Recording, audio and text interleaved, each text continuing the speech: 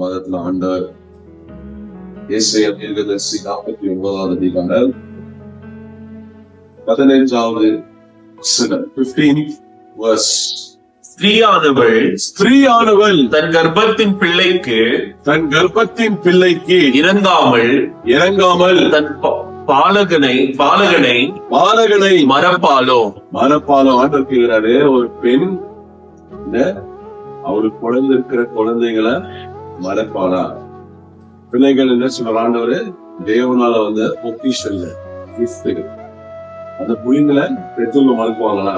இல்ல அதே மாதிரி ஒரு ஸ்திரீயானவள் குழந்தைய அவ மறக்குவாளான்னு கேட்கிறார் பாருங்க. அடைப்படிங்க, அவர்கள் மறந்தாலும் நான் உன்னை மறப்பதில்லை. அல்லேலூயா, அல்லேலூயா.